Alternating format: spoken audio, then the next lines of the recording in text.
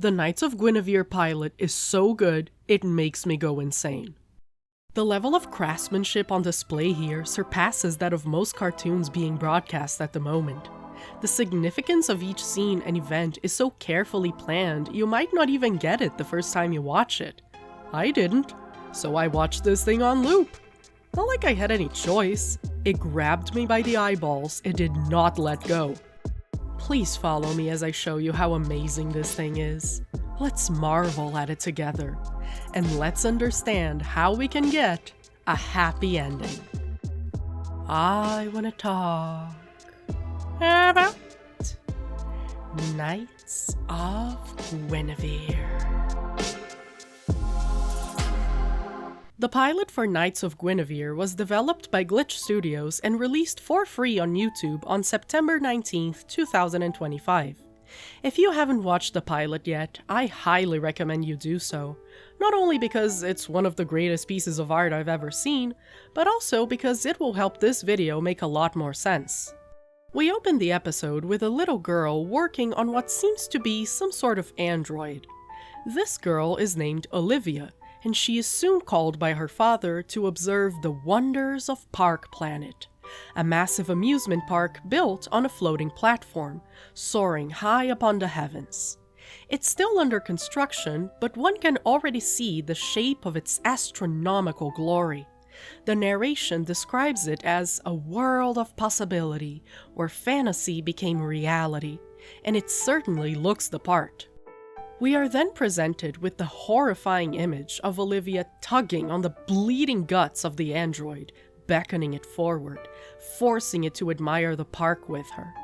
This android is Princess Guinevere, the mascot of the soon-to-be biggest park in the galaxy. Guinevere admires the park for a second, seemingly lost in the fantasy, but then starts running and jumps off the ledge, falling into the construction below. Eventually, we will come to understand that this is a common occurrence. The narration at the start of the episode states it so, even. Gwynavir is a princess in need of rescue.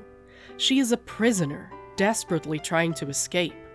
The park, which will bring happiness to so many, is her worst nightmare. We see a montage of the Park Planet Empire growing until we get to these two girls. They approach a claw machine which holds a Guinevere figure and attempt to hack into it in order to win it. However, their tries do not work and they walk away in frustration. That's when we stumble upon a real Guinevere android who taps into some sort of database and sees that the girls are named Francesca and Andrea. The girls are too stunned to speak, and Frankie tentatively approaches the android. Gwen sees this and brushes Frankie's hair, revealing a glitching finger, which Frankie fixes without a hitch. Gwynavir thanks her, whispering it like a secret. This encounter, no matter how brief, plays a huge part in shaping Frankie into the person that she is today. We cut to many years later as we follow the lives of those two same girls, but whatever playful magic encompassed them when they shared that moment with Guinevere is completely absent from the present. They seem to live in a dystopian society where poverty rules, and the skies are covered with pollution from the nearby factories. In fact, much of this misery seems to be caused directly by Park Planet. The factories that ruin the air serve to make merchandise for the park. The waters that surround them are the dumping grounds for the park's trash. The park ruined the economy to the point where you're either working on their assembly lines, picking up scrap to be sold for their assembly lines, or you're straight up out of a job. The only way out of this terrible situation seems to be getting a better position as a park engineer. But this causes you to be ostracized by the rest of your community, because they now see you as just another cog in the machine that so ruthlessly crushes them. This is the case for Andy. She has a job fixing animatronics for the park, meaning she gets a park uniform and supposedly better pay, but now everyone hates her. Well, not everyone, because Frankie is still relentlessly supportive of her. Part of it is because the hatred everyone feels towards Park Planet hasn't quite reached Frankie. She actually admires the park, gawking at its looming platform, daydreaming about getting a job there and working alongside her best friend. What I said earlier about her encounter with Guinevere is the cause of this. That was an unbelievably magical moment for Frankie, and she cherishes it deeply. To her, the park isn't some harbinger of doom and inequality, but instead a magical place where dreams come true, where a kid like her, no matter how down on her luck, can share a marvelous connection with the very face of that empire, and come out of it with enough wonder and whimsy to last her a lifetime. From what we see of her world, she seems to be one of the only people who still believe in the magic of the park, as everyone else has been hurt too deeply by the system it propagates. Even as she works through a grueling shift on a boat searching for scrap plastic, Frankie still admires the park from a distance. When trash rains down from the sky, however, she snaps out of it and goes back to her job. That's when she notices something in the garbage, and uses the boat's claw equipment to fish it out of the pile. A broken down Gwynavir android.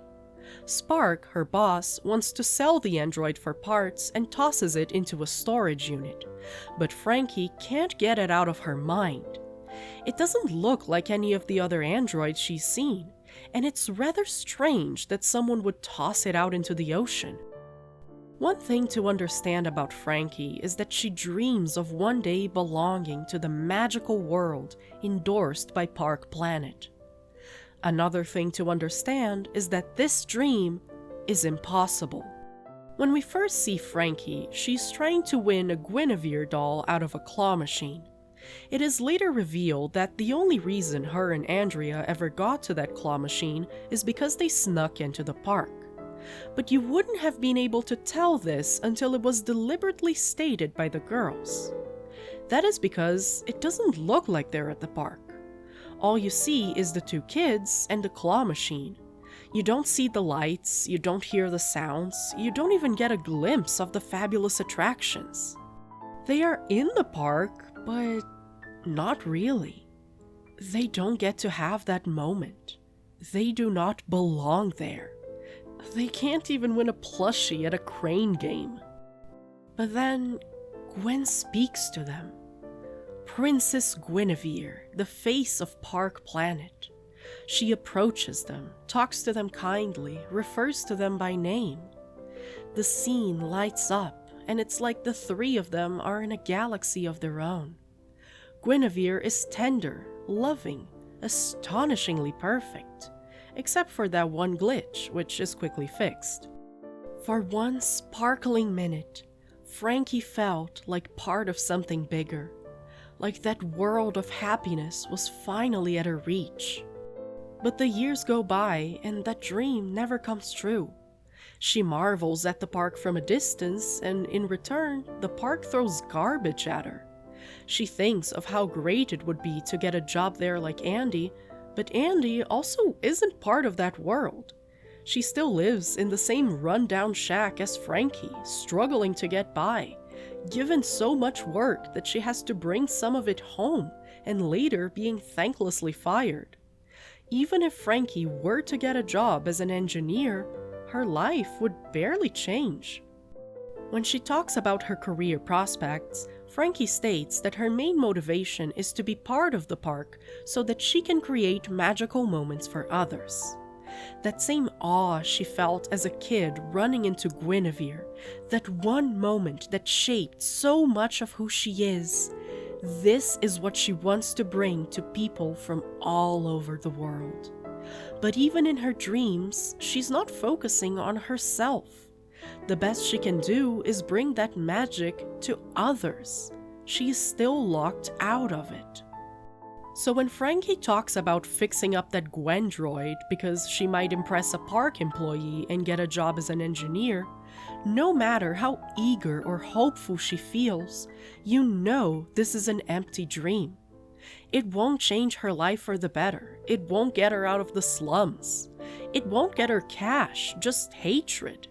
and the park will keep on polluting the air, trashing the water, and ruining her community further and further. Park Planet is an illusion. It's a world of happiness and smiles built on the corpse of a rotting society, the one that the park itself killed. They made it so that the best thing you can hope for is to be part of that very system, just so you can help other people catch a glimpse of the magic, pretending this is enough to make up for how much the park has taken from you. And Frankie is not even the worst victim here. Let's talk about Guinevere. Princess Guinevere is the face of the park. There are entire franchises built around her figure, and she has hundreds, if not thousands, of android versions of herself circulating through the park, greeting guests, smiling for pictures, and making every experience as wonderful as it can be. All Gwens are stated to share memories, so if a guest interacts with one android, a completely different android will also recall that same moment. But there is one android that seems different from the rest. She doesn't match any other models and looks a little outdated. This is the Gwen Olivia obsesses over, the one whose guts she tugged on, forcing her to look at the glory of the place that serves as her prison. Every day for this Gwen is a carousel of body horror, of enslavement and terror. How much this affects the other Gwens has yet to be seen, but if they all share a memory database, that ghost lives on in the core of every android that roams the park. An army of smiling faces running on trauma. So much for the happiest place on the planet. The scene with the claw machine was about the girls just as much as it was about Guinevere. Like the doll, Gwen is trapped, surrounded by whimsical little creatures, and even though there are many attempts to escape, they always fail.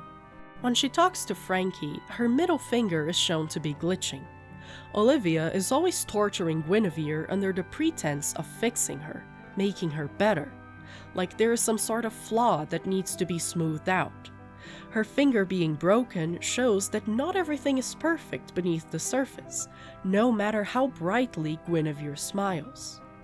It being the middle finger is also relevant. It is the finger that is wrapped in fabric, fixing the glove in place. The image of the white around the gray is like a leash, a chokehold. It once again reinforces the idea that Gwen is a slave to the park, and this very situation is what is causing her so much damage. The middle finger is also the one we raise when we want to flip someone off, like when Andy raises it in defiance of the park later in the episode. But Gwen's middle finger is broken. She could never use it to do that. She is robbed of her agency, of the possibility of showing any contempt against the park. But the Gwendroid Screamed. Yeah. But they're not programmed to Scream. No. But Frankie fixes it, and Gwen thanks her. Not in her usual friendly tone, but as a whisper, the most sincere she has ever sounded. Frankie and Gwynavir are one and the same, because Frankie is a princess too. The parallels between them run for the entirety of the episode. Guinevere is the main mascot of the park, but she has her own little gang of creatures, which surround her and follow her on her promenades. Frankie is good with robots and has her own little creature bunch too, them being the bots that she's created. When she gets home, they gather around her like pets, and she holds a pose that is very much evocative of imagery of princesses with animals. When she is alone, Frankie imagines that those cute little animal bots are talking to her, advising her on what to do. When Andy gets home, we see that the bots were inanimate, and that the whole conversation happened just inside Frankie's head. From many of the movie posters shown over the pilot, and from our own understanding of how princess franchises work, it isn't hard to extrapolate that Guinevere's animal friends talk to her too. Guinevere's body is not her own, and she has her guts rearranged on the daily by her superior/owner. Frankie has been through her share of body horror too. As she talks and smiles, we notice that she is missing several teeth. On a later scene, where she fights with her boss over the right to fix the Gwen droid, Spark overpowers her and reprimands her, saying that her disobedience calls for punishment, pulling out a set of pliers. One can easily assume that every tooth Frankie has lost was pulled out by her boss. The broken-down Gwen has been injured in her eye, and during that same fight, Frankie also earns her very own eye injury. Frankie has always been guided by her unbeatable belief in the magic of the park. She has experienced that fantasy firsthand and has never stopped seeing the world through those eyes. And for as much as the park's existence has perpetuated Guinevere's misery, just like it ruined Frankie's world, there was a moment where Gwen herself believed in that magic too. When Olivia's dad shows the park to her at the start of the episode, it is Gwen's narration that describes its wonders, calling it a beautiful world of possibility. When she attempts to escape, she jumps into the park, literally throwing herself into the fantasy of it all, hoping that it would set her free. Gwynavir is a princess who wants to be saved, and she refers to the park as a place where fantasy becomes reality, where tall tales become indisputable truth. She is hoping that, by giving into the magic of the park, her own story will have a happy ending. If she plays the role of princess, she can live in a fairy tale and not in a psychological thriller. And Frankie wants to be the one to create that very world, to make the magic possible. Frankie wants to carry out her plan to fix the Gwen android and impress someone important enough to get a job at the park, and she convinces Andy to help her do it.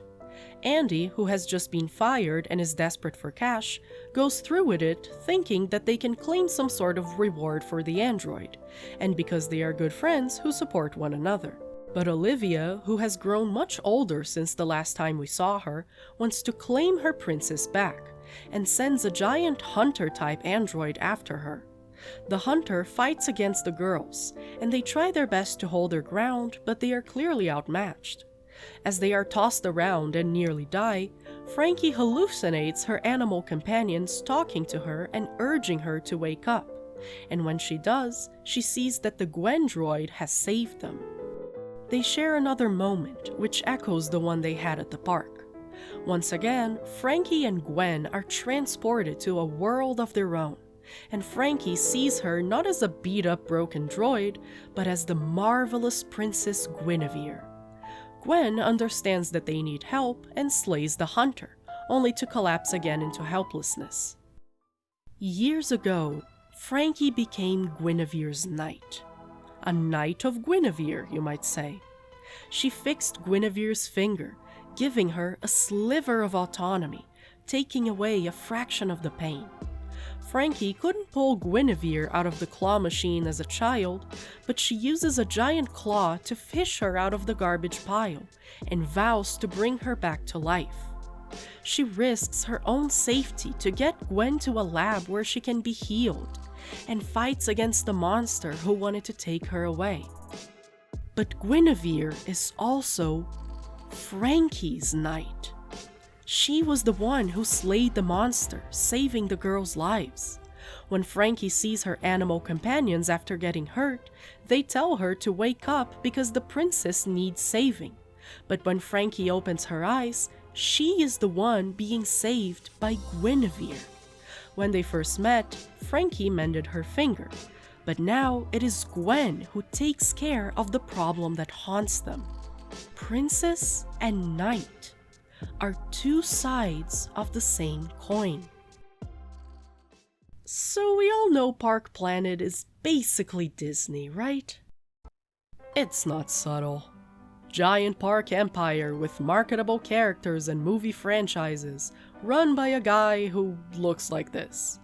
co-creator of the show, worked for Disney and is clearly working through some issues, and it's not like you need to have been hired by the guys to understand the harm that the parks have done to the community surrounding them and see the dark side of this billion-dollar empire. In the montage depicting the growing influence of the park, we see this Disney inspiration become very well stated. This poster mimics the 90s Disney look, while in this later one, Guinevere is pulling an Elsa face. This web post talks about the upcoming movie where the princess saves herself with the tagline, "No one asked for it, so we're making it," criticizing the modern live-action Disney remakes. Through our understanding of the real-world Disney history, we see the decades roll by in the pilot, and we know the exact trajectory the Park Planet Empire has taken. Everything is cranked up to 1 billion here. Their Disney equivalent has ruined the planet. Factories dump blue smoke into the air, and people are coughing it back up, a phlegmy indication of the damage done to their bodies. Newborn babies are being born blue. People wear gas masks outside. The Guinevere costumes have a choking hazard warning on their labels, and we're not talking about tiny plastic parts. And all of this damage is covered up by the company. Billboards and holograms literally cover up your view of the factories. News about the damages are overshadowed by park drama. When Olivia's dad takes her to see the park, the position of their hands on the screen covers up the fact that Guinevere is walking with her stomach slashed open, guts pouring through. The horrifying and inherent damage that lies at the center of this empire is hidden by a veneer of family friendliness. The Guinevere that smiles in advertisements is the same Gwen who parades through the parks, and she is the same that is gruesomely tortured in secret. They are all her. Gwen's suffering is hidden, much like the suffering of those who live under the park's grasp. It's an empire built on blood, guts, and anguish. When Andy takes Frankie to the labs to fix up the Gwen droid, they don't go to the big fancy labs at the top of the elevators, but instead to the ones at the bottom, where the abandoned projects go to rot. This place is covered in Epcot balls. They're Epcot balls! And Epcot nowadays is a theme park, but when it was first envisioned, it was supposed to be an ultra-modern utopia, a perfect society where everyone had access to the latest technology. This idea is dead. The perfect society is dead. You have a flawless park floating above the rest and a rotting graveyard of abandoned communities below. This empire has ruined everything, and no matter how hard you try to escape it, how fiercely you climb to the top, how many times you try to run, there is no way out of this nightmare. Or is there? When Gwen rescues Andy and Frankie from the hunter robot, Frankie imagines that she is talking to a pristine Guinevere within a magical galaxy. We understand that this is not happening. It's just the way that Frankie is interpreting the world. She's always had a sense of childlike wonder ever since that first encounter long ago. That moment changed her life. No matter how gritty her society, how hopeless her situation, she never gave up on the dream of keeping the magic alive. But what did that for her wasn't the park. It was Gwynavir. It was the connection she shared with that fabulous character, even if just for a fleeting minute. The wonder and whimsy of that day endured deep within her, and when she meets her glorious princess again, the same magic is recalled. Things are so different now. Frankie has grown and Gwen has changed, and they have both clearly suffered, but the spark that was there still remains, and it's strong enough to alter their reality. And for Gwynavir, it's the same. The girls succeeded in taking her to a lab, hooking her up to the machinery. Gwen's vision glitches out, a mixture of booting protocols and cries for help, and then she wakes up. And what she sees isn't the dark, abandoned laboratory, but a beautiful blue sky. And Frankie and Andy are there with her. Not their damaged adult selves, but their kid versions, just like when they first met. Their connection, their empathy, the friendship they shared. This is what saved them. And it might be just enough to save everything else. Now go watch the pilot.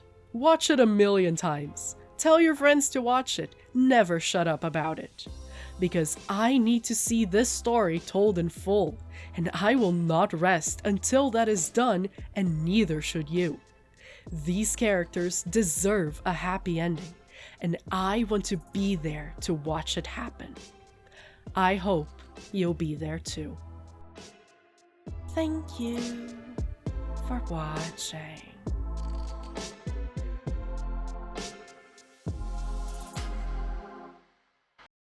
Wow, hello there. It was very nice of you to watch this video. Special thanks to my beautiful patrons for making videos like these possible.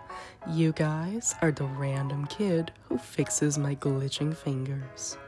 I want to take this moment to shout out the series creators, Dana Terrace, John Bailey Owen, and Zach Marcus. This story would not be here without them, and I am extremely thankful that they got the chance to tell it. I barely scratched the surface with this video.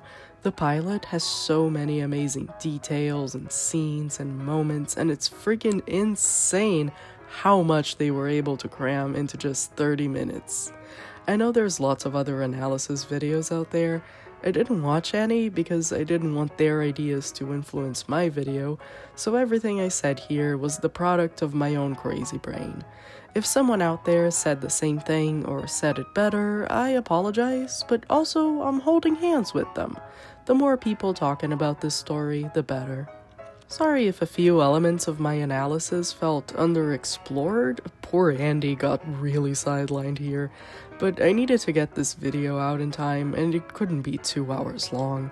I'm sure I'll revisit the series as more episodes come out.